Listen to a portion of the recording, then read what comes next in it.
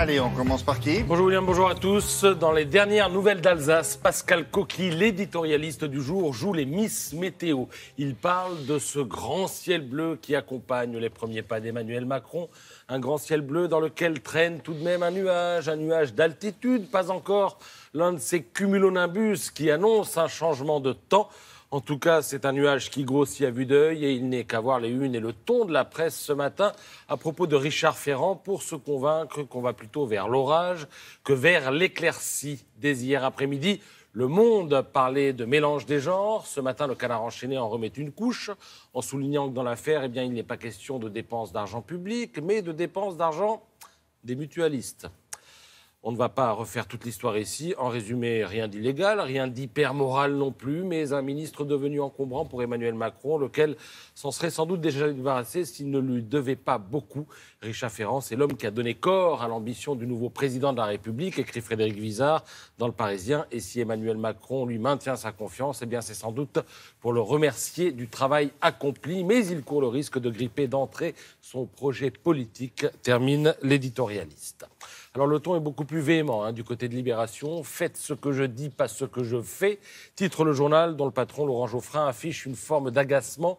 Quand on donne des leçons, il ne faut pas se mettre en position d'en recevoir, écrit-il. En Marche, dont Richard Ferrand est une cheville ouvrière, a bâti sa campagne sur la rupture avec les anciennes pratiques. Et voilà que les enquêtes de presse révèlent une combine très vintage qui contredit les principes par ailleurs proclamés avec tant de hauteur. Alors Geoffrin reconnaît que la justice n'a pas encore ou n'a pas jugé nécessaire d'ouvrir une enquête. Alors on ferme les écoutilles et on attend. Mais n'est-ce pas justement la marque de la vieille politique ? Questionne l'éditorialiste de Libé.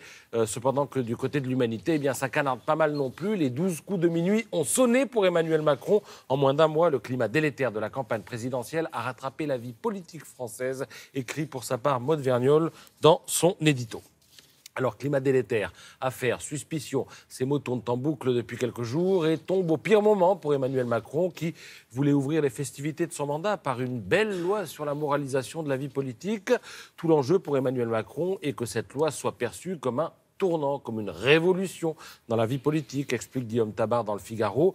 Mais on n'a jamais vu une loi jugée crédible dans un climat de doute et de soupçon. Du coup, la loi en question, on nous annonce hier qu'elle va prendre une semaine de retard. On se dit que ce n'est pas un hasard, mais on n'en a pas la preuve. Rien de mieux d'ailleurs qu'un dessin de CAC pour résumer les choses. C'est à la une de l'Opinion ce matin. Regardez, je termine encore sur les réglages, dit François Bayrou. Vous voyez ce qui se passe avec l'aimant, quoi.